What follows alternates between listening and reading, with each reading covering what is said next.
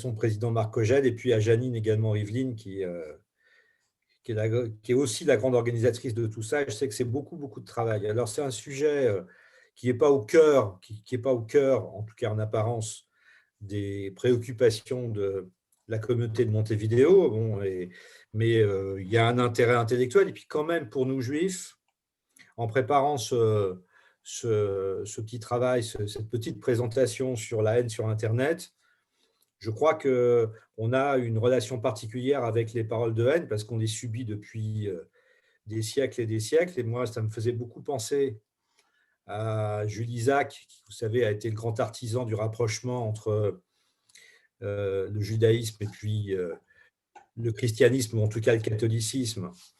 Et il a été un des artisans de Vatican II lorsqu'il évoquait l'enseignement du mépris. Et qu'est-ce que c'est que l'enseignement du mépris? C'est un discours qui se construit, un discours de haine, on peut l'appeler comme ça, qui se construit, qui se structure, qui se diffuse. Or, on est en train d'assister depuis quelques années à une sorte effectivement d'enseignement du mépris, de discours de haine qui se diffuse sur Internet. Alors, je voudrais partager avec vous ma connaissance intime de cette thématique pour vous donner ma vision des choses, parce qu'on en entend beaucoup parler, un peu plus tard, je crois qu'hier ou avant-hier, c'était jeudi soir même plutôt, sur une chaîne de télé, on en parle régulièrement de la haine sur Internet. Donc, qu'est-ce qui nous arrive? Qu'est-ce qui se passe? Qu'est-ce qui fait qu'aujourd'hui, cette haine, ces paroles de haine se diffusent? Alors, peut-être quand même vous dire deux mots quand même sur qui je suis. Alors, je ne sais pas si je peux passer à la diapo suivante. Voilà, donc je suis avocat à la Cour d'appel de Paris depuis 30 ans, et puis plus récemment, avocat étranger au barreau d'Israël. Voilà, donc j'ai dédié mon activité au droit du numérique et de la donnée, c'est comme ça qu'on l'appelle aujourd'hui. Quand j'ai démarré, c'était le droit de l'informatique et des télécoms.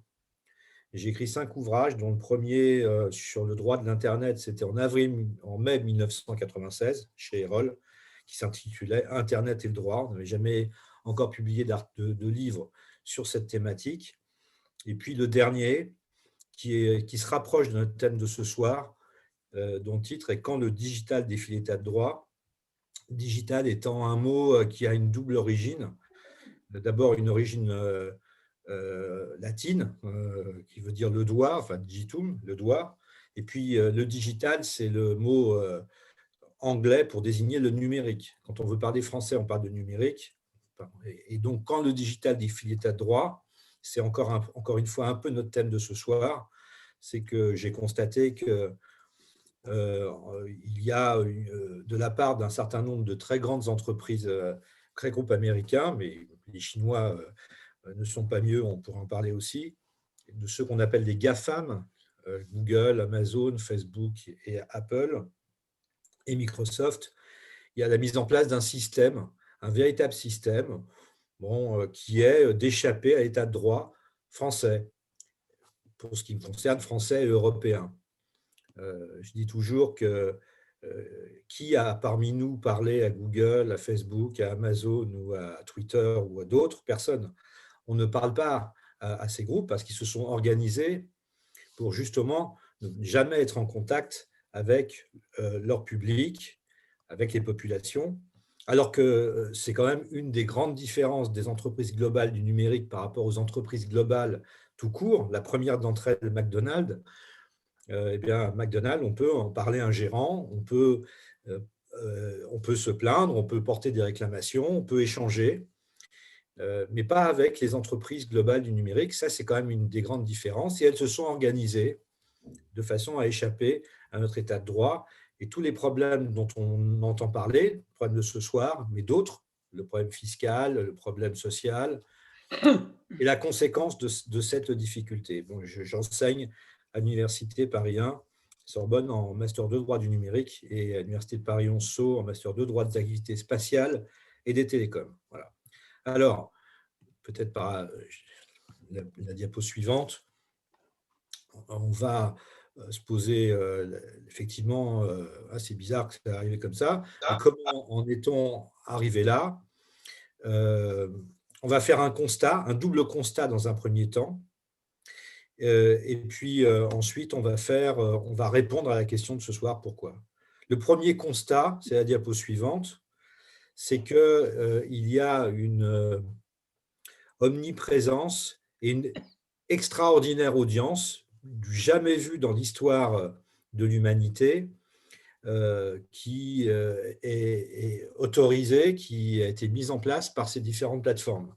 J'essaye de donner à chaque fois des sources aux chiffres que je donne, mais bon, ces chiffres sont probablement pas très éloignés dans la réalité de cela. Facebook, c'est quand même 2,7 milliards d'utilisateurs. YouTube, 2,3 milliards et Twitter, 192 millions. C'est-à-dire des audiences qui sont largement au-delà de ce qu'on appelle les médias traditionnels. Et effectivement, alors Facebook n'étant pas un média lui-même, YouTube non plus et Twitter non plus, mais ce sont, on va dire, des populations entières qui se sont déplacées sur ces réseaux numériques, sur ces plateformes. Et ça, c'est un constat qui a une signification. La signification est qu'on aura de très grandes difficultés quand même à revenir en arrière. On va devoir vivre avec. En particulier, les moins de 25 ans sont probablement bien plus accros à Twitter ou à YouTube et à Facebook qu'au journal de 20 heures ou au grand journal d'Europe 1. C'est là qu'ils vont chercher leurs informations, c'est là qu'ils se créent des convictions. Toujours dans le cadre des audiences et des plateformes, la diapositive suivante, l'autre constat qu'on peut le faire, c'est que l'Europe est particulièrement perméable au digital. Google, Facebook et les autres sont en réalité des entreprises qui ont été très récemment créées. Et à la couleur des cheveux de ceux qui sont là ce soir, on voit bien qu'une grande majorité d'entre eux et d'entre nous même ont vécu avant l'avènement de ces grandes entreprises. Google a été créé en 1998 et en Europe, il s'est déployé à partir de 2003. Google, c'est en particulier, s'agissant de notre sujet de ce soir, c'est la plateforme YouTube, donc toutes ces vidéos qu'on trouve gratuitement sur cette plateforme mise à disposition par la société Google. Facebook est venu un peu plus tard en Europe, et on va dire qu'il s'est ouvert au public en 2006, et en particulier au public européen, et s'est diffusé très, très largement. Et enfin, Twitter a été mis en ligne en 2006. C'est le dernier des arrivés, finalement, Twitter. Et lui aussi s'est diffusé au milieu des années 2000. Petite remarque, là où l'Europe est particulièrement perméable à ces plateformes, d'autres pays, mais qui ne sont pas non plus des exemples de démocratie, je pense en particulier la Chine, la Russie ou la Turquie, par exemple, eh bien, en particulier la Chine, eh bien, ces différentes plateformes ne tiennent pas le haut du pavé, le plus souvent, et ont des concurrents locaux. Et une des difficultés de l'Europe, ça peut paraître éloigné de notre sujet, mais en réalité, ça s'y rapproche, à mon avis, de manière très importante, c'est qu'il n'existe pas d'alternative européenne à ces plateformes. Il n'existe pas de concurrent européen à ces plateformes. On a laissé rentrer ces plateformes en Europe. Elles ont rendu des services qui, d'ailleurs, sont des services gratuits pour le consommateur. C'est ce qui est fait en partie leur succès, et puis c'est aussi leur qualité, il faut bien le dire. Mais cette ouverture à ces nouveaux services ne s'est pas accompagnée d'une politique publique, en particulier européenne, les États membres ayant abandonné la sphère du numérique à l'Union européenne, eh bien, ne s'est pas accompagné d'une politique publique pour aider à l'avènement de services identiques qui soient européens. Alors ça, comme nous allons le voir, est une véritable difficulté. Vous avez ici, je vais me rapprocher quand même pour lire la source, une source qui donne 10 plateformes qui sont utilisées par les moins de 13 ans. Et sur ces 10 plateformes, vous trouvez 9 plateformes américaines et une plateforme chinoise, TikTok. dont on commence à entendre parler et qui d'ailleurs s'est vu un temps bloqué aux États-Unis par le président Donald Trump, et puis les choses sont en train d'évoluer, mais on a donc de la part de nos enfants, les moins de 13 ans, une présence sur la totalité des plateformes américaines. Il y en a ici 9, hein, et certaines sont très connues, évidemment Twitter, mais qui est la moins populaire parmi les plus jeunes, mais on trouve aussi Instagram, Facebook, WhatsApp, ou même une plateforme moins connue qui est Pinterest, qui est une plateforme américaine d'échange de photos. Et donc, c'est quand même, pour le continent européen, c'est tout de même une difficulté qui n'est pas du tout éloignée du sujet de ce soir. Pourquoi ces paroles de haine et pourquoi on n'arrive pas à les stopper et à les faire cesser.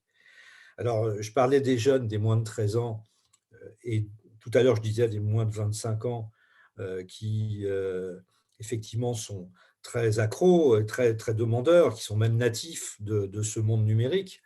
Mais il n'y a pas que les plus jeunes. Si on prend la diapositive suivante, pour un service qui, effectivement, est un peu plus, qui s'adresse peut-être, qui est peut-être un peu moins populaire pour le coup chez les moins jeunes, et qui est très dans le personnel politique, dans la communication, c'est Twitter. C'est le cas typique de Donald Trump, et nous avons vécu pendant 4 années avec le président américain une suractivité dans le domaine de Twitter. Donald Trump, c'était 88,7 millions d'abonnés. 88,7 millions d'abonnés. C'est donc une audience tout de même très importante, qui permettait aux plus hauts magistrats américains d'être en contact. On ne peut pas dire qu'il était dans l'échange, mais il était en contact direct, sans intermédiaire, avec un très grand nombre de personnes. Certains lui étaient favorables et d'autres pas, mais en tout cas, les messages passaient, c'est important. Et il n'y a pas qu'aux États-Unis. Notre propre président, et c'est la diapositive suivante, Emmanuel Macron, dispose également d'un compte Twitter. Alors, on n'est pas à 88 millions, on est à 6,7 millions d'abonnés, mais tout de même, 6,7 millions d'abonnés, et là aussi, une omniprésence, une présence, et une omniprésence des plateformes qui font qu'aujourd'hui, elles sont aussi partie prenante dans, dans la manière dont les politiques sont influencées par les populations pour prendre leurs décisions, pour communiquer aussi. Ils tiennent compte, évidemment, de ces plateformes. Une dernière diapositive sur la présence politique des hommes et femmes politiques français sur le réseau Twitter, qui est le réseau où effectivement on trouvera encore une fois moins de jeunes et un peu plus de personnes adultes. Le premier, c'est Emmanuel Macron, on l'a dit à l'instant, et on retrouve pratiquement tous les ténors de la politique française. Personne ne manque à l'appel. Marine Le Pen, Nicolas Sarkozy, François Hollande, Jean-Luc Mélenchon, tous avec plus de 2 millions d'abonnés. Donc ça, c'est le premier constat, c'est-à-dire une situation où on doit faire avec des dizaines et des centaines de millions de personnes qui communiquent, qui vivent, qui vivent autour ou sur ces différentes plateformes, et même un personnel politique qui est présent et qui aura des difficultés donc à s'en passer, et qui effectivement retrouve une audience et des contacts. L'autre constat, ce sont les paroles de haine. Alors, j'en ai mis ici une petite partie qu'on a glanée, ça devait être jeudi et vendredi, mais très rapidement, très facilement.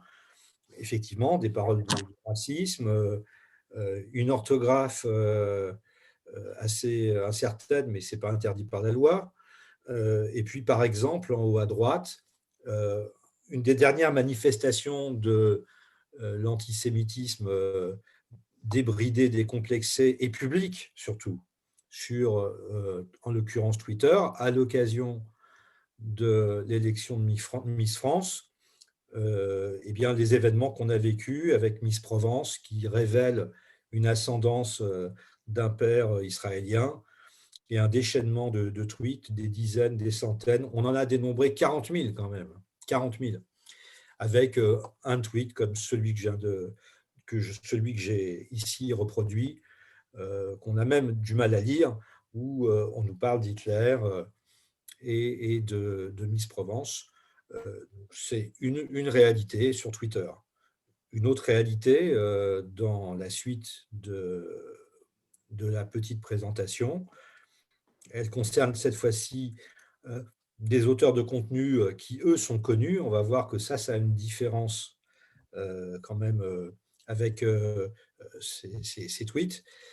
Marc, l'an prochaine sur YouTube, Dieudonné, qui a été récemment exclu par la plateforme de YouTube, était extrêmement présent avec des centaines de milliers de personnes qui le suivaient.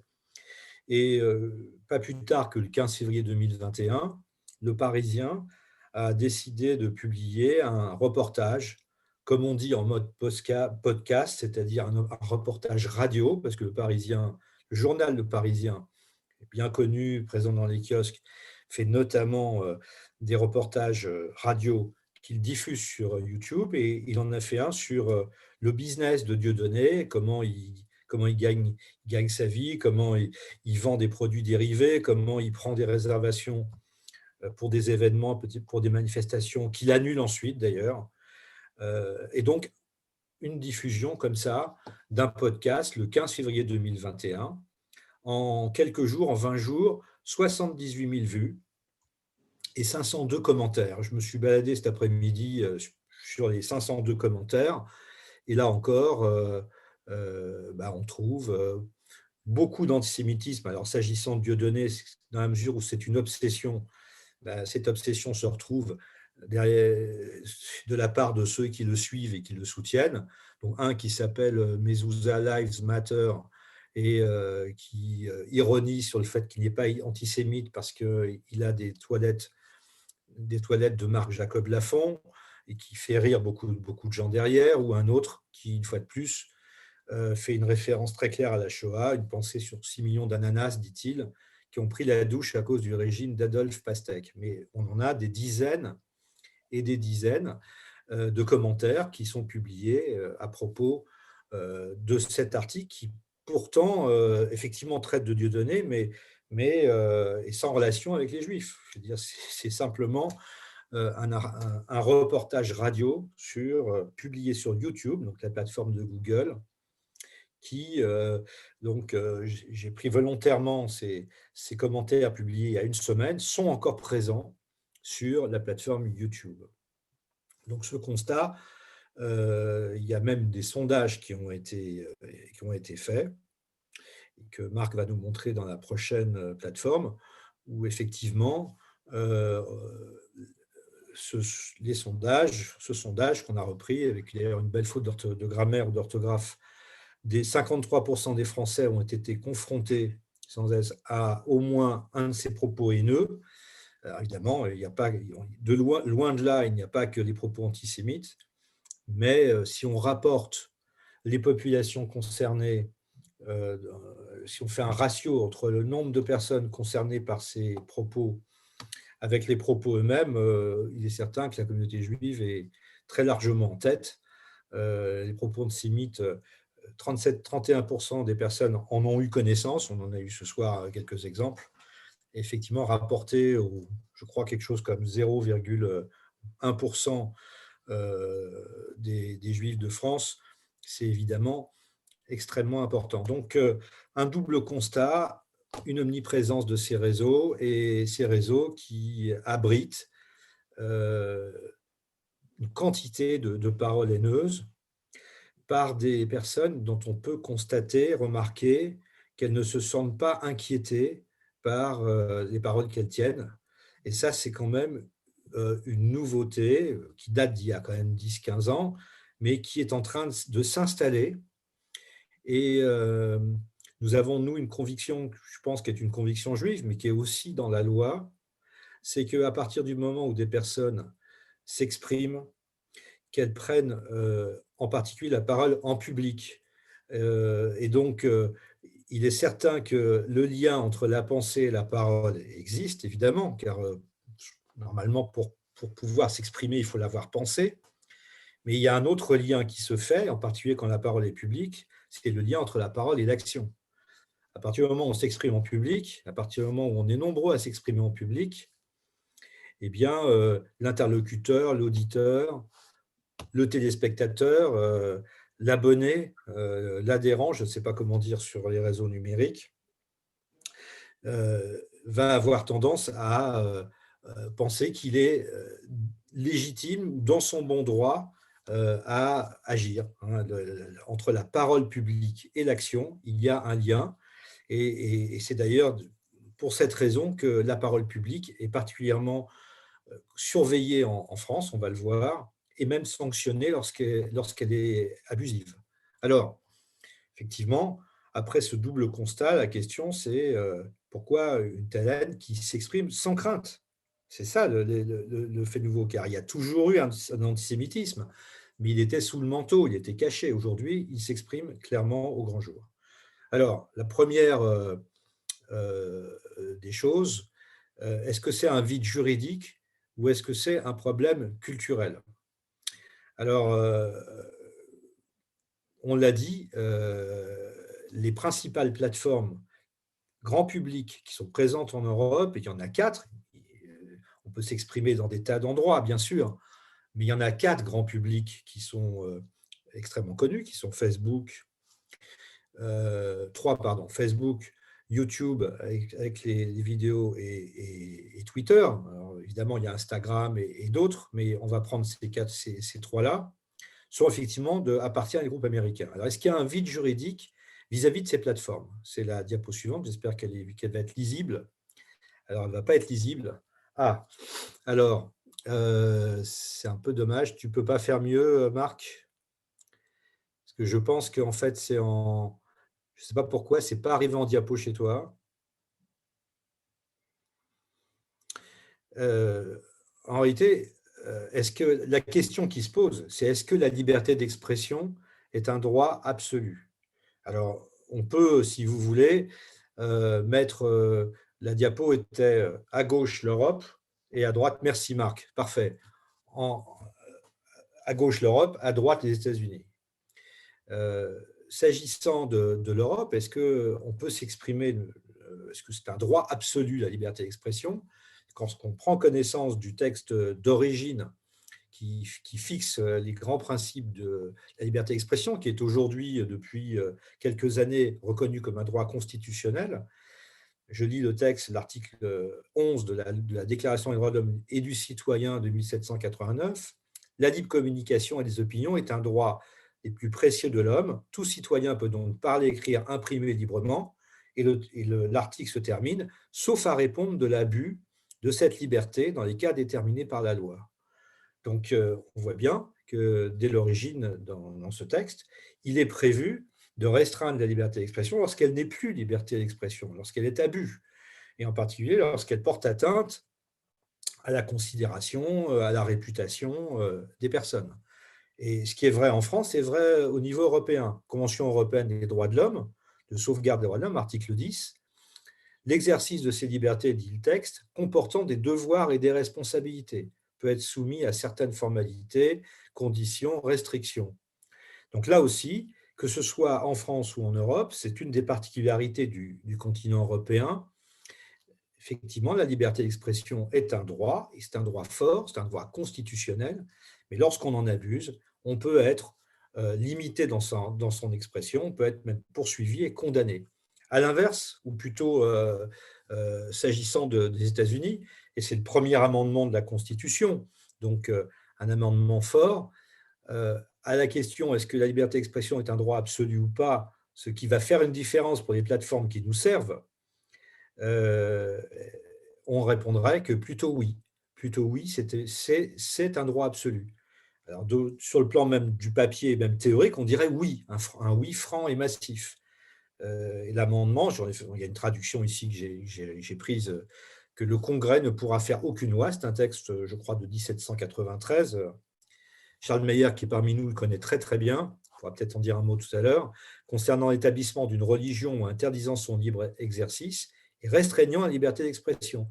Le Congrès se voit interdit par la Constitution américaine et son premier amendement de restreindre la liberté d'expression. Évidemment, cet amendement, ce premier amendement de la Constitution est le reflet d'une histoire, le reflet du Mayflower, des protestants poursuivis, etc. Quand probablement aussi, je pense en particulier à la Convention européenne de sauvegarde des droits de l'homme, qui je crois date de 1948, donc post-Seconde Guerre mondiale, est aussi le fruit d'une histoire, car on sait très bien que, comme on l'a dit tout à l'heure, avant l'action, il y a la parole qui s'exprime. Et avant la Shoah, il y a eu tous ces écrits, ces discours, ces paroles qui ont amené à ça. Tout n'est pas sorti comme ça tout d'un coup. Il y a eu d'abord une parole, un discours qui s'est construit et qui s'est diffusé. Donc, s'agissant de l'Europe, la liberté d'expression n'est pas un droit absolu, c'est très clairement exprimé, et les tribunaux sanctionnent, on va le voir régulièrement. S'agissant des États-Unis, on est dans une liberté plutôt absolue.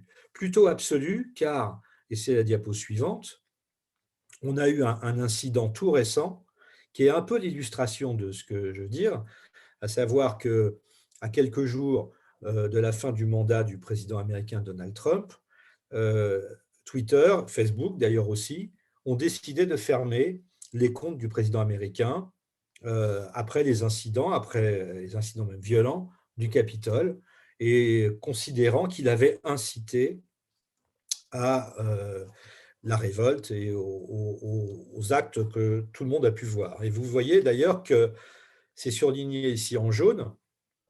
Twitter écrit « Ce tweet, en fait, c'est ce compte, n'est plus disponible car il a enfreint les règles de Twitter ». Ce qui est très intéressant par cette phrase utilisée en français, donc qui s'adresse au marché français, c'est que chacun peut constater qu'à la suite de ces événements et des accusations qui ont été portées contre l'ancien président des États-Unis, Donald Trump, ça n'est pas un juge qui a fermé le compte de Donald Trump. Ce n'est pas un juge américain saisi par voie de justice, une association, des particuliers qui a saisi. Non, c'est Twitter lui-même. Et Twitter n'a pas fermé ce compte au visa d'une loi, d'un texte qui aurait puni Donald Trump parce qu'il a tenu des propos de telle façon. Non, Twitter a fermé ce compte au visa de ses propres règles, car il ne peut pas s'appuyer sur un texte de loi générale qui lui permettrait de fermer le compte du président Trump, et donc de l'ancien président des États-Unis. Et donc ici, dans ce cas-là, c'est à la fois un constat et c'est à la fois une difficulté. On a dit Twitter a censuré. Non, Twitter n'a pas censuré. Twitter n'est pas un service public. Twitter est une société de droit privé. Elle a considéré qu'il y avait, avec le compte Twitter de Donald Trump, des paroles discriminantes. On peut dire des paroles de haine si on veut, hein, qui est en fait la traduction, qui est un anglicisme que l'on fait, qui est le terme hate speech, a considéré, au regard de ses propres règles, qu'il y avait lieu de fermer ce compte. Mais c'est une illustration de ce qu'on vient de voir, à savoir qu'on ne peut pas aux États-Unis, légalement et probablement aussi culturellement, demander la fermeture de compte. Donc ça, c'est une première différence quand même importante qu'on va retrouver dans l'attitude de ces plateformes qui laissent, comme on l'a vu en début de présentation, à disposition des contenus haineux qui en appellent d'autres et qui permettent à des gens finalement de se supporter, de se multiplier dans les paroles de haine. Ça, c'est le premier point.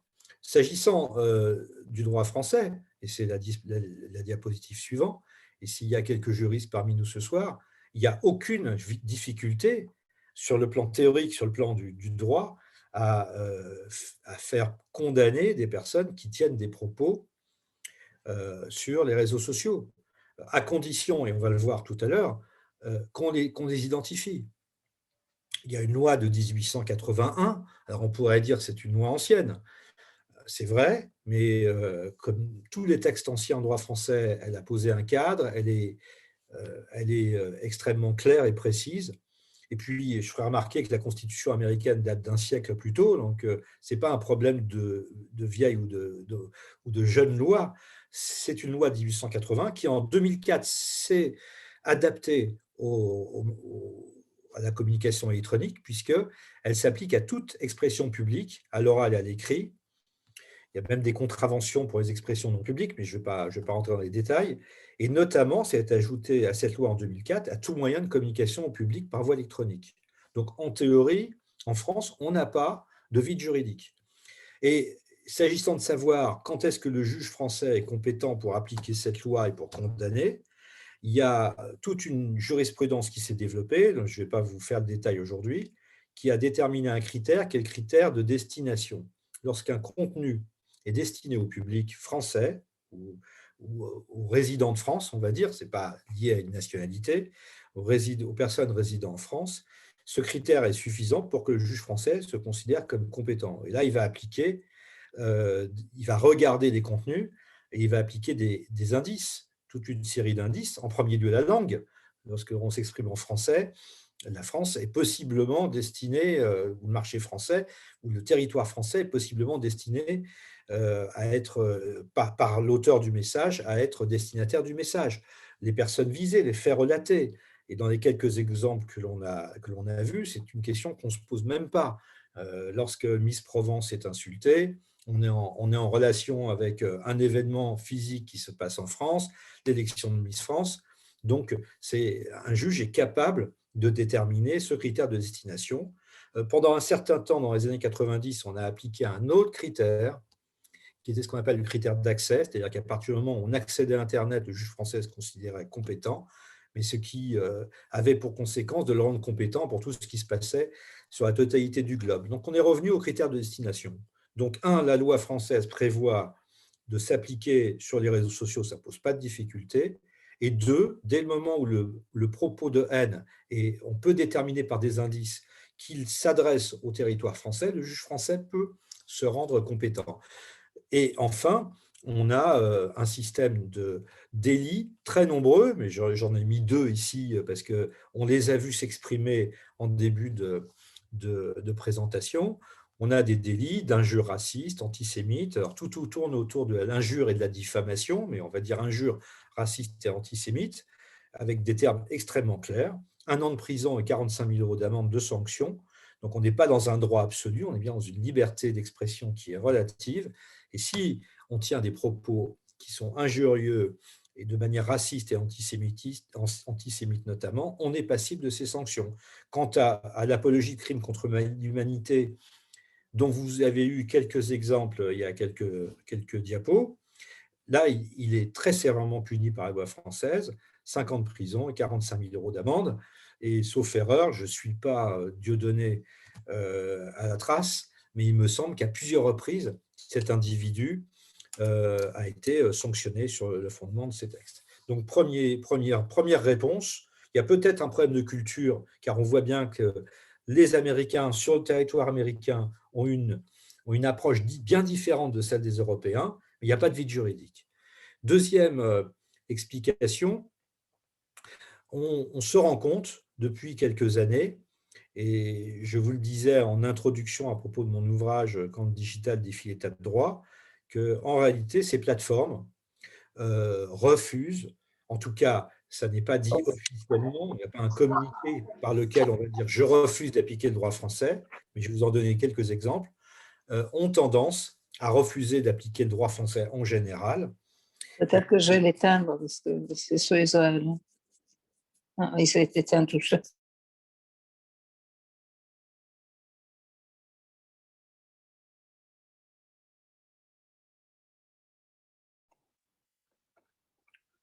On n'entend plus Olivier.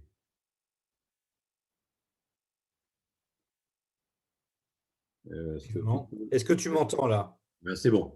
C'est bon. Ah, c'est bizarre. Donc, je disais qu'il y a de la part de ces plateformes quand même un refus qui n'est pas officiel, qui ne se fait pas par voie de communiqué, qui est caché, mais d'appliquer le droit français. Alors, les choses semblent évoluer quand même, il faut le dire, mais deux exemples dans le prochain slide. certains d'entre vous se rappellent peut-être, ça remonte quand même à 8 ans, ce qui montre que les choses sont en l'état depuis un certain nombre d'années et il y a une certaine inaction des pouvoirs publics par rapport à ça. Mais il y a quelques années, en 2013, Twitter était arrivé 4, 5 ans, 6 ans plus tôt sur le marché français. Vous vous rappelez souvent que chaque tweetos, comme on les appelle, c'est-à-dire les abonnés à Twitter, peuvent lancer des débats au moyen d'un hashtag, ce petit dièse, suivi de quelques mots, et inviter les autres abonnés de Twitter à s'exprimer autour de ce hashtag et de ce mot. Et le hashtag en question était le hashtag un bon juif.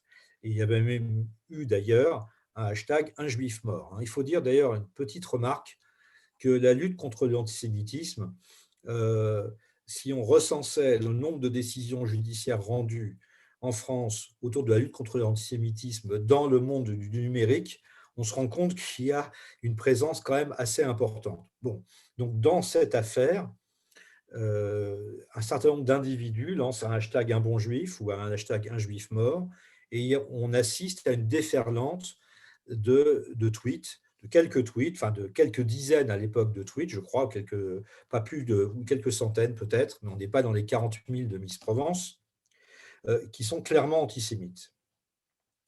Et donc, l'UEJF, l'Union des étudiants juifs de France, et je crois la LICRA et une troisième organisation, s'adresse à Twitter pour lui demander deux choses. Un, de procéder au retrait de ces tweets qui sont manifestement injurieux et antisémites, comme on l'a vu, et en français, et comme on l'a vu, donc, qui sont illégaux, clairement illégaux de manière évidente. Et deux, et on reviendra sur cette question qui est importante, d'identifier les auteurs de ces tweets.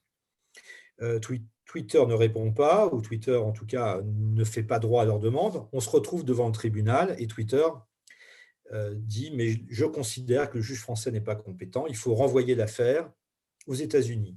Et sur un motif qui est repris dans l'ordonnance et que j'ai ici reproduit en l'état à la lettre en rouge et en italique, Twitter nous dit « les contenus sont hébergés sur des serveurs appartenant à Twitter et situés aux États-Unis ». Alors c'est une position qui, je pense, a évolué, mais en tout cas, Twitter désormais est présent et la société avec laquelle vous contractez quand vous ouvrez un compte Twitter est en Irlande, mais ça a été la position de Twitter en 2013, qui a donc refusé, dans le cadre on a même été jusqu'à la Cour d'appel, il y a une ordonnance du Premier président qui refusait de coopérer au motif qu'il considérait qu'il n'était pas soumis au droit français. Les choses se sont ensuite apaisées, probablement dans les arrière-cours ou les bureaux arrière de cabinets d'avocats, ou peut-être des accords ont été trouvés, des dédommagements financiers pour les organisations, je ne sais pas. Mais en tout cas, c'est une affaire qui avait fait grand bruit à l'époque, et elle ne date pas d'hier matin, puisqu'elle date de 2013. Et même avant cela, on avait eu, et c'est une des premières décisions rendues en droit de l'Internet sur cette question, une affaire Yahoo, à la fin des années 90, quand l'Internet arrivait dans le grand public. Yahoo, qui à l'époque était un site aussi marchand et très populaire, qu'il a beaucoup perdu, il a quasiment disparu en Europe, laissait passer un certain nombre de personnes qui vendaient des insignes nazis et même du Zyklon B livrable en Europe. Et Yahoo, là aussi, a résisté aux demandes des organisations antiracistes. Et j'ai reproduit là aussi un extrait de l'ordonnance. Yahoo procède. Oui, alors, ce qui se passe, c'est qu'Yahoo prétendait être dans l'impossibilité technique de déceler qui se connectait à son serveur, qui était susceptible d'être sous loi française ou pas. Et le tribunal, par deux fois, a rétorqué à Yahoo que vous affichez un bandeau publicitaire en langue française, donc probablement parce qu'ils identifient la langue du navigateur, les adresses IP, enfin, ils ont un ensemble d'éléments techniques qui leur permettent d'identifier l'origine de la personne qui se connecte, et donc ils considéraient que cette impossibilité technique et faisait qu'ils n'étaient pas soumis en droit français. Et puis un dernier exemple qui montre que dans la slide suivante, qui est une affaire qui a, là aussi, c'est juste avant Marc, voilà. C'est l'affaire du tableau de Gustave Courbet, une affaire, Gustave Courbet, qui est un peintre qui a publié un tableau qui, chacun appréciera la qualité du tableau, mais qui est un tableau qui a pour titre L'origine du monde, et qui est un nu, le nu d'une femme, et qui est un tableau qui est d'ailleurs aujourd'hui exposé au musée d'Orsay. Il est probable que l'algorithme de Facebook a identifié qu'il s'agissait d'un nu, que peut-être que dans les règles, dans la politique des règles, dans les conditions générales d'utilisation, dans le contrat de Facebook, le nu est probablement interdit. Et donc l'algorithme a fermé le compte Facebook de la personne qui avait reproduit cette image du tableau de Gustave Courbet. Cette personne était un professeur de l'éducation nationale. Il ne l'a pas entendu de cette oreille et il a saisi les tribunaux français pour demander un dédommagement, considérant qu'il y avait une rupture de contrat de la part de Facebook, ce qui est assez classique, et qu'il avait perdu des données, des contacts, et qu'en conséquence de quoi, il ne laissait pas du tout passer la chose. Et Facebook a répondu, juge français, vous n'êtes pas compétent. Et après 5 ans de procédure judiciaire, la Cour d'appel de Paris, 5 ans quand même, a dit, je suis compétent avec un attendu qui est extrêmement sévère, je vous le lis, en obligeant à saisir une juridiction particulièrement lointaine et à engager des frais sans aucune proportion avec l'enjeu économique du contrat souscrit, entre parenthèses, en demandant donc de saisir la juridiction californienne à 6000 km. Donc,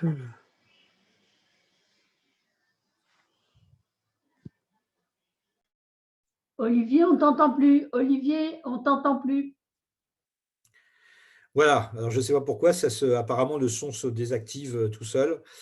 Voilà, donc l'attendu est en rouge et il fait une critique très acerbe de Facebook qui, quelque part, entend priver le consommateur d'un accès à sa juridiction. Et c'est une des raisons pour lesquelles, aujourd'hui, ces paroles de haine, eh bien, elles sont présentes parce que pendant des années, et il semblerait qu'il y ait une évolution, ces plateformes ont adopté ces positions. Nous sommes en 2016, il avait saisi la justice en 2011 et l'affaire du hashtag un bon juif, c'est 2013. Voilà. Donc, on est dans une situation qui ne date pas d'hier matin et qui est un peu la conséquence aussi de ces attitudes.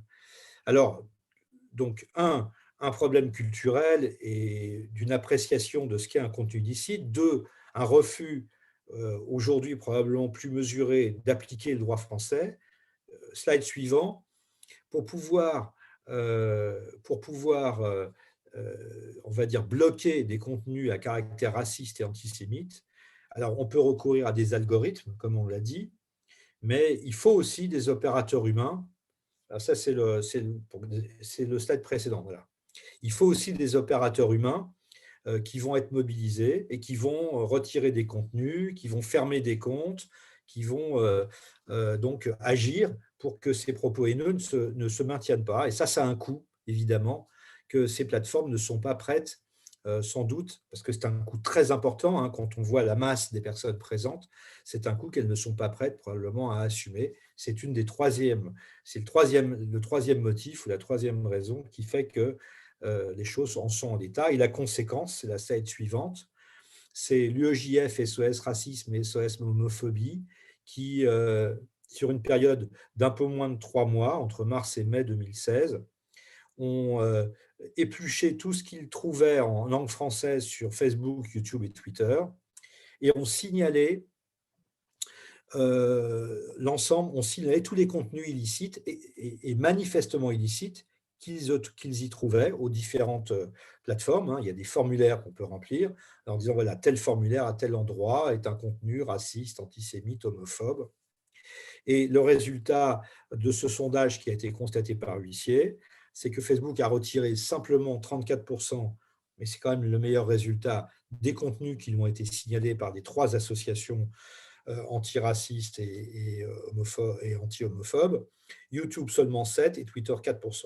Donc on est dans un système où les choses passent et restent parce que pas grand-chose est fait. Ça, c'est la première raison pour les 3 sous-motifs que j'ai indiqués. Le point suivant, qui explique aussi notre situation, c'est la notion de pseudonymat. Le pseudonymat est le caractère anational des réseaux numériques. C'est une véritable difficulté. Et je vais m'expliquer dans un instant sur le terme pseudonymat, mais c'est une difficulté qui nécessite la coopération des plateformes. Pourquoi? Parce que quelqu'un qui va émettre une parole ou un écrit haineux, antisémite, raciste ou autre, eh bien, pour le poursuivre et pour le faire condamner, il faut d'abord l'identifier. C'est une obligation. Et c'est une difficulté du réseau numérique. Donc peut-être diapo suivant, Marc. Oui, pas de sanction sans identification préalable de l'auteur des contenus. Slide suivant. Et si on reprend ce fameux tweet que je vous montrais en début de présentation concernant Miss Provence, écrit par cet individu. Alors cet individu s'appelle c'est le sigle qui se rapporte au compte Twitter, Yugota_X.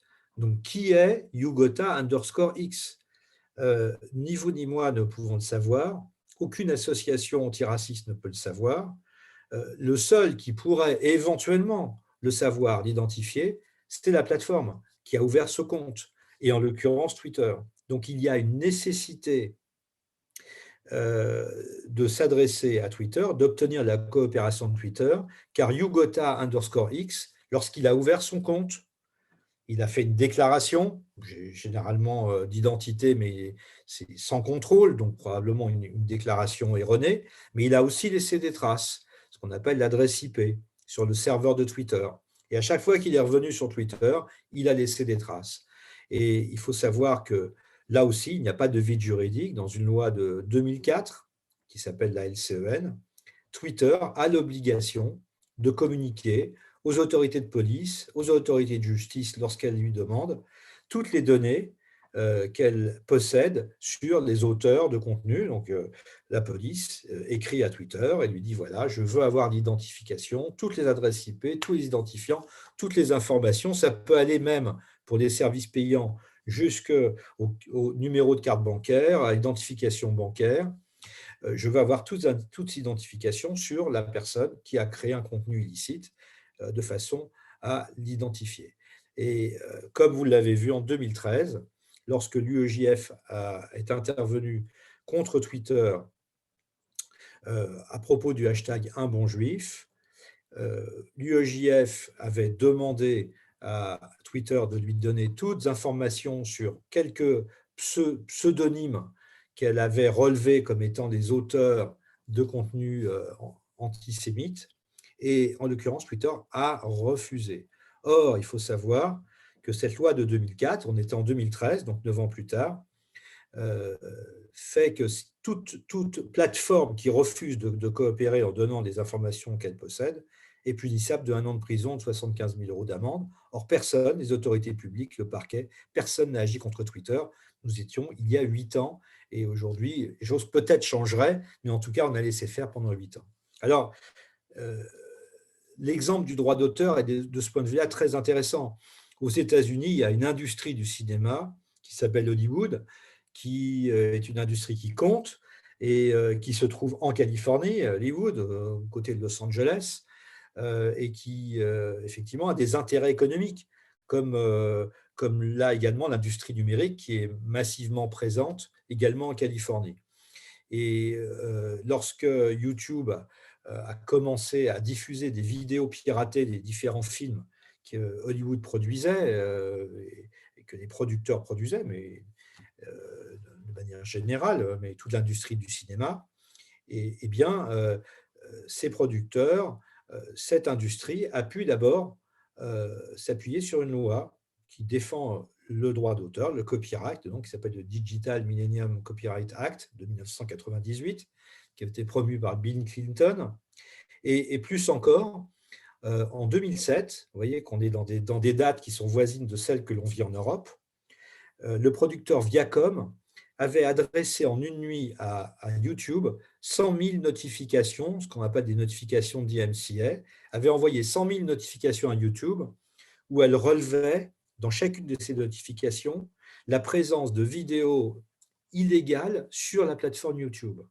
Et en une nuit, YouTube a adressé 100 000 notifications. Le lendemain matin, YouTube a trouvé le moyen, les ressources, les hommes, les opérateurs et le temps de les retirer. Évidemment, il y avait plusieurs milliards de dollars à la clé dans des procès probablement à venir devant les tribunaux américains. Et depuis lors, vous trouverez très peu de films produits par le cinéma sur Facebook, YouTube et autres plateformes. On en trouve sur Internet, mais vous ne les trouverez pas sur ces plateformes parce que Hollywood a établi un rapport de force avec le monde du numérique et de l'Internet qui fait qu'aujourd'hui, ils ont été sensibilisés à ça, ils y ont vu un risque et ils ont donc agi. Et donc, j'en arrive à ma conclusion et je serai après à disposition pour… effectivement, on a une première difficulté, c'est qu'aujourd'hui, il n'existe pas d'alternative aux plateformes américaines et demain chinoises en Europe. Et donc, on est livré à des plateformes qui ont d'autres cultures, d'autres intérêts et d'autres centres de décision ailleurs. C'est une première difficulté quand même bien réelle. Et la diffusion sans sanction des paroles de haine est favorisée par des plateformes qui ont effectivement la culture du free speech ou qui réagissent en fonction de leur propre culture. On l'a vu avec le tableau de Gustave Courbet, L'origine du monde, qui ont longtemps résisté, on espère que les choses vont évoluer, à l'application du droit français et ont tendance à s'abriquer plutôt sur le droit américain qui, lui, est très permissif sur la question de la liberté d'expression et qui ne font pas les investissements nécessaires pour mettre en place des modérations a priori, voire a posteriori, c'est-à-dire qu'une fois que c'est publié, qu'on retire, et efficaces des contenus haineux, ce que nous a montré le sondage de l'UEJF et de SOS Racisme. Et enfin, on a des autorités publiques européennes et françaises qui manquent de volonté dans leurs actions. C'est l'affaire du hashtag un bon juif. Twitter refuse de coopérer. Il y avait des textes pénaux qui permettaient de faire citer les dirigeants de Twitter France et peut-être même Twitter Amérique et Twitter Hollande devant les tribunaux français. Qu'ils viennent ou qu'ils ne viennent pas, il n'est jamais agréable d'être cité devant un tribunal correctionnel, d'encourir des peines de prison. Et c'est effectivement établir un rapport de force avec ces plateformes pour qu'enfin cesse ce qui peut demain devenir une catastrophe, à savoir la diffusion de ces paroles de haine de gens qui finalement s'entraînent, sont dans une espèce de tourmente qui pourrait faire que demain on se demandera pourquoi ou comment on en est arrivé là. Je rappelle qu'on nous a largement dit, et on avait raison, que les djihadistes en Syrie étaient déclenchés par des vidéos publiées ici et là, qui les invitaient à se rendre en Syrie faire le djihad.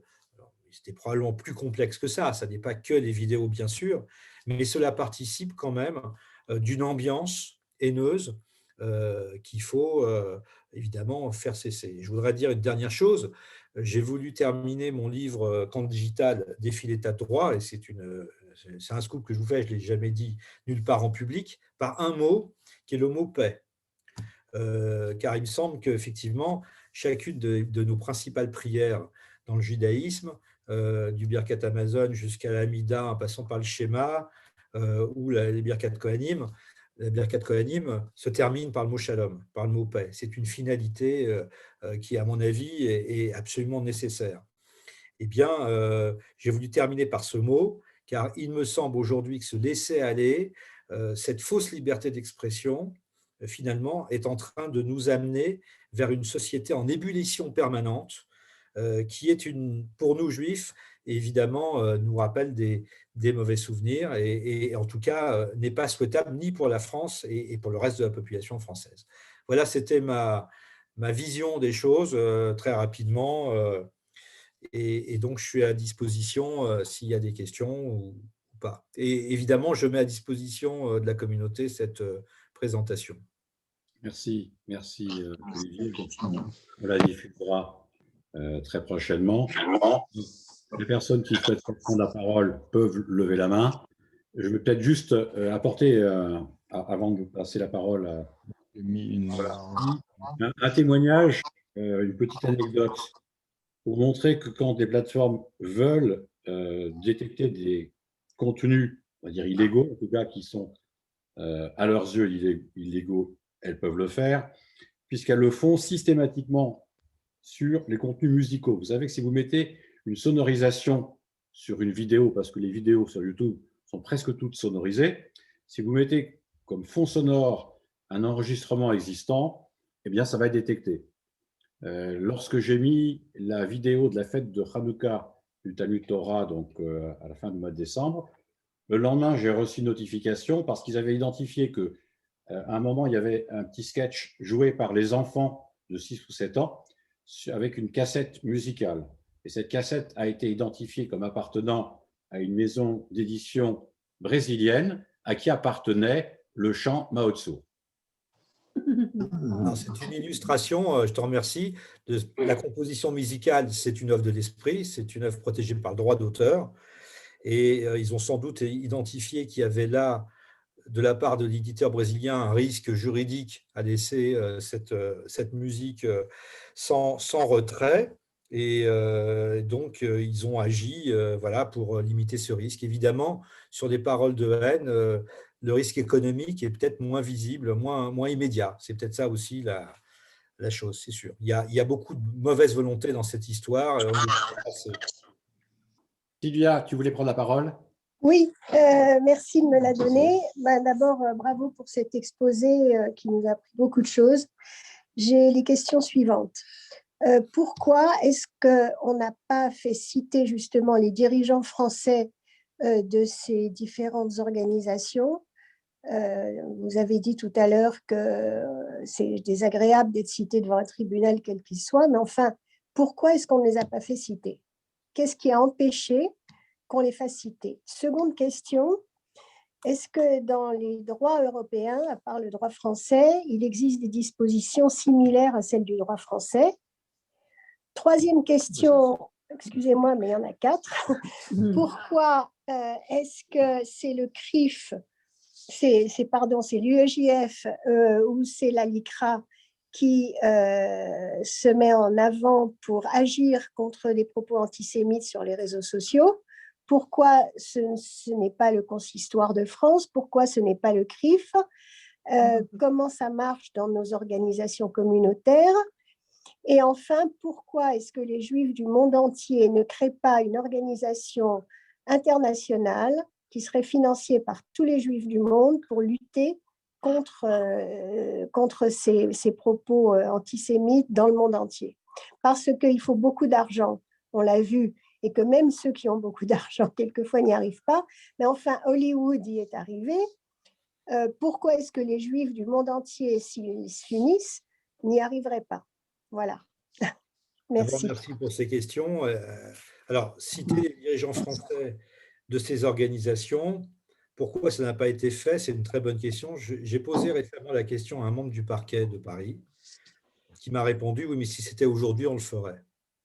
Alors, est-ce que c'est parce qu'il n'a pas été perçu que c'était une question importante, parce que le trouble public n'a pas été vu, perçu, parce qu'on ne veut pas déplaire, parce que ça ne fait pas mode, parce qu'en face, il faut le dire aussi, on a un discours très liberté d'expression.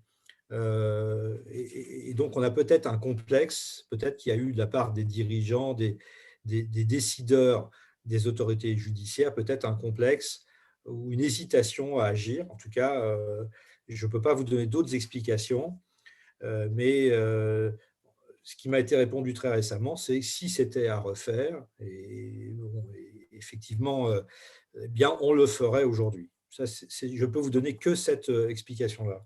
Juste une petite question, excusez-moi. Oui. Est-ce que ça doit être forcément le parquet qui cite pour Voilà. Donc, pourquoi est-ce que les autorités juives ne l'ont pas fait? Si vous voulez, alors je vais sauter à vos troisième et quatrième questions. Je parlerai après du droit européen, mais simplement pour dire droit européen. Dans le domaine, si quand même je veux répondre sur le droit européen, en matière de droit du numérique, le modus operandi qui a été décidé par l'Union européenne et les États membres, c'est d'abandonner toute la législation dans le domaine du numérique à l'Europe. Parce que le numérique est tout neuf et qu'au final, c'est plus facile pour l'Europe de s'installer sur ce thème. Et donc, 99, si ce n'est 100% de nos lois viennent de directives ou de règlements européens. Donc, par exemple, la loi pour la confiance dans l'économie numérique qui sanctionne de 1 an de prison et 75 000 € d'amende ce qu'on appelle les intermédiaires techniques, donc les plateformes dans notre discussion, qui n'ont pas coopéré avec l'autorité politique et publique et policière et judiciaire, c'est la transposition d'une directive européenne de 2000. Donc, je ne peux pas vous dire à coup sûr que chaque État membre a la même législation que la France, mais c'est quand même très probable. S'agissant de l'UEJF, la LICRA, l'UEJF, bon, d'abord, il ne faut pas quand même mettre de côté l'effet générationnel. Dans les années 90, milieu des années 90, l'affaire Yahoo démarre en 97.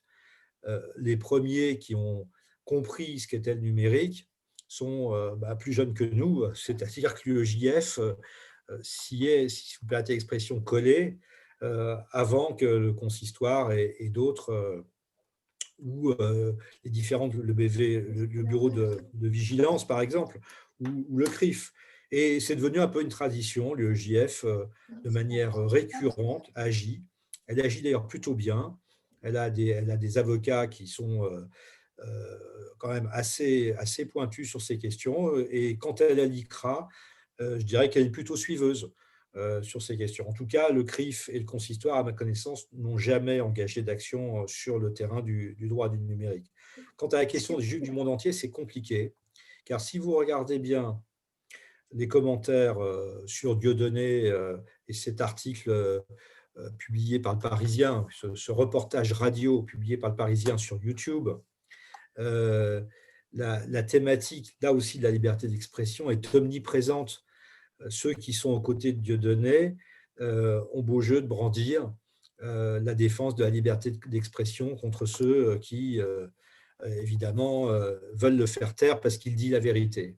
Est-ce qu'il faut, c'est une question importante ce que vous dites, mais est-ce qu'il faut que les Juifs, à qui on impute beaucoup de pouvoir sur le plan mondial et largement au-delà de ce qui est la réalité, bien sûr, est-ce qu'ils doivent aujourd'hui être les fers de lance de cette question? C'est une question que je me pose parce que c'est une question qui ne concerne pas que les Juifs, concerne également toutes les minorités.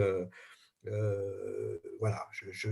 En tout cas, effectivement, je crois que le Congrès juif mondial, plusieurs fois déjà, mais sans agir à ma connaissance, s'est déjà exprimé sur la question. Merci. D'autres questions? Claude Tric a posé une question écrite. Alors, Claude. Oui, je la commente. Tu as bien, bravo d'abord pour cette explication claire et tout à fait compréhensible. Mais alors, tu as évoqué la question d'avoir un interlocuteur et la question de l'anonymat. Mm-hmm. Or, je comprends qu'en France, dans la presse traditionnelle, cette question avait été abordée avec la création d'un directeur de publication. Tout à fait. Pour des responsabilités. Donc, pour une association, quand on dépose les statuts d'une association, il faut en même temps indiquer qui est le président, qui est responsable. Donc, face à l'administration ou au juge, il y a un interlocuteur désigné qui doit porter une responsabilité. Pourquoi est-ce qu'en France, on n'a pas transposé de tels concepts dans le monde du numérique? Alors, c'est une très, très bonne question. Ça va être obligé d'être un tout petit peu technique. Effectivement, tu évoques le droit de la presse qui s'applique aux organes de presse, qu'ils soient papier, radio. Donc, ceux qui ont un contrôle sur un contenu, qu'ils prennent la responsabilité de publier.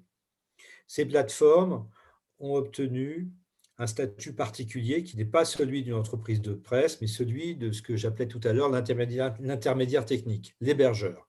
Elles sont fonctionnellement hébergeurs de contenu créés par d'autres et elles ne font, en tout cas selon elles, que mettre à disposition de l'espace disque dur, de l'espace plateforme en quelque sorte.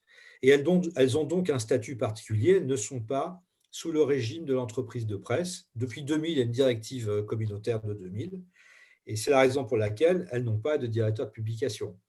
elles ne sont que dans l'obligation de procéder au retrait des contenus lorsqu'on leur signale le contenu. C'est pour ça que l'UEJF avait fait des signalements. Et lorsque le contenu est manifestement illicite, a dit le Conseil constitutionnel, elles ont l'obligation de le retirer. Et promptement, dit le texte. Et si elles ne le retirent pas promptement, c'est-à-dire en gros sous 24 à 48 heures, c'est seulement là que leur responsabilité peut être engagée.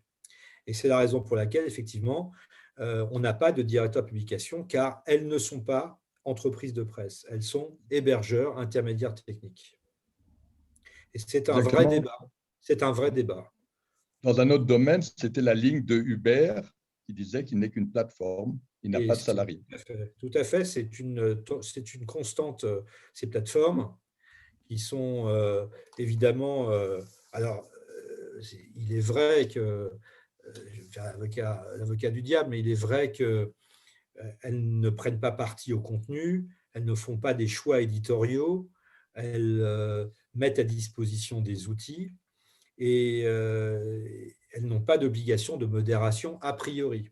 Mais la loi leur en a créé un, obligation de modération a posteriori. Voilà.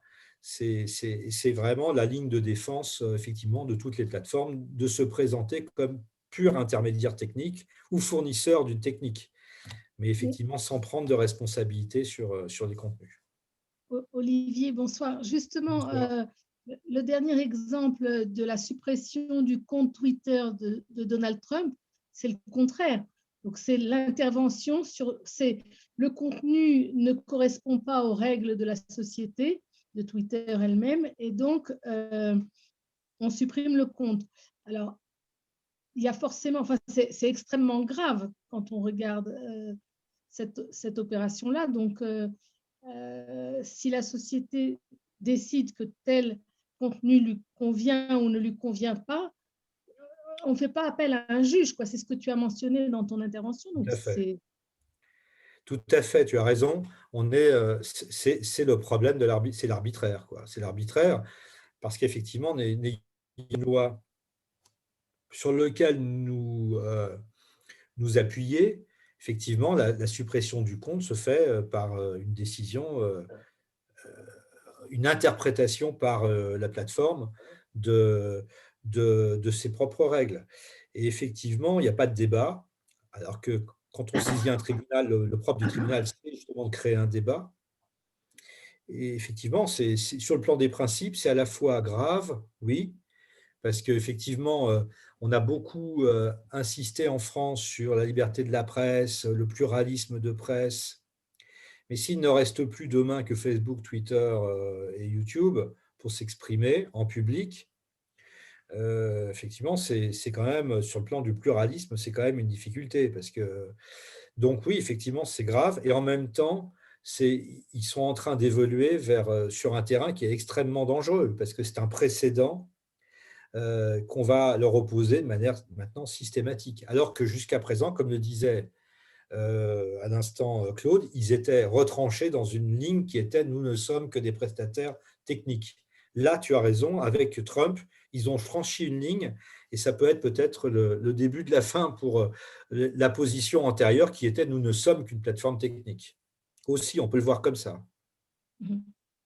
OK.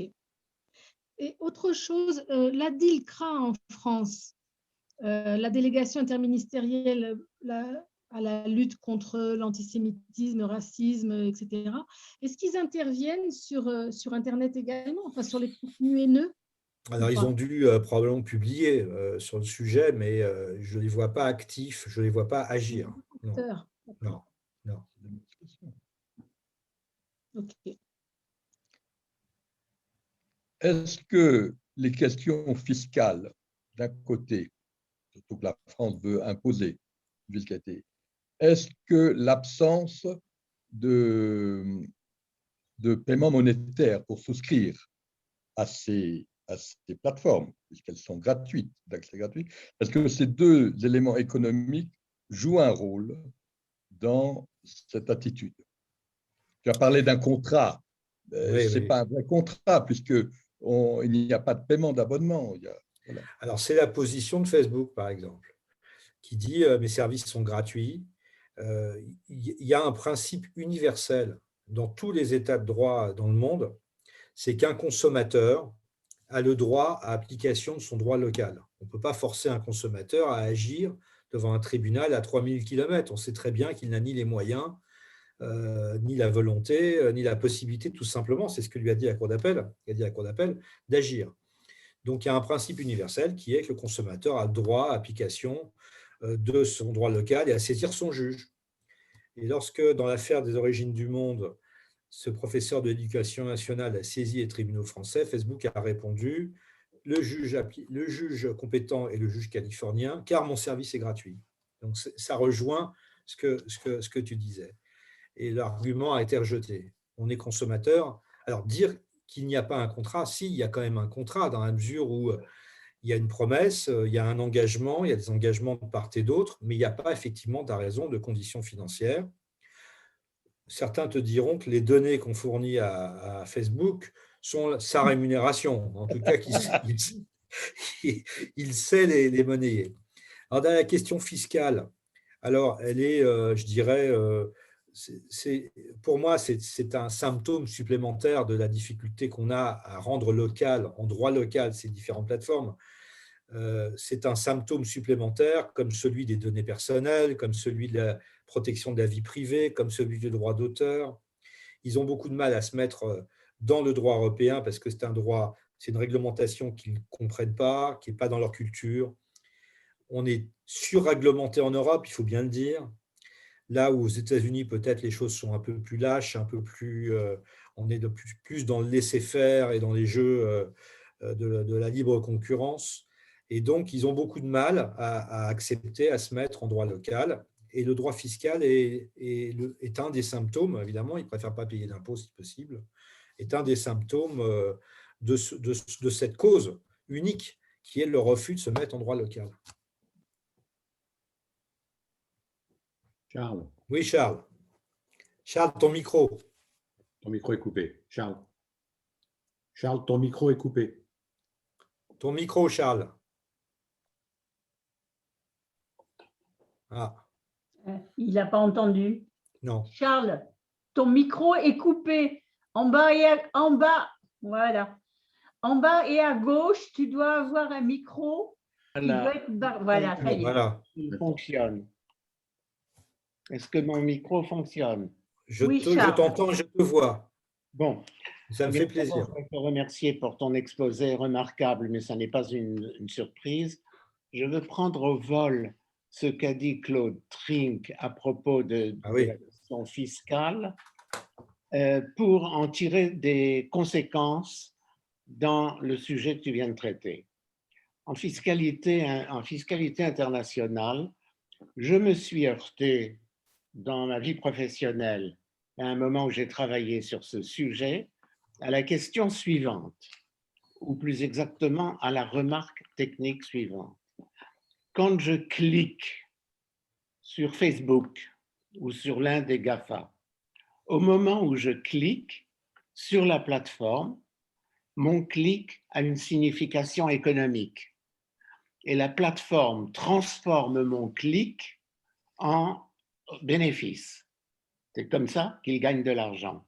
Autrement dit, je suis un salarié qui ne touche aucun salaire, mais qui produit pour la plateforme.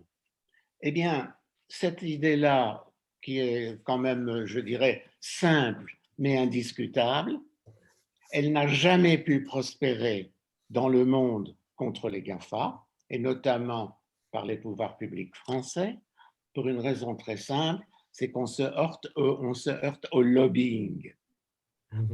Ça, donc, je suis convaincu que dans les problèmes qui concernent la haine et la haine contre la haine, il y a aussi un lobby, et je vais revenir dans un instant pour te faire une suggestion.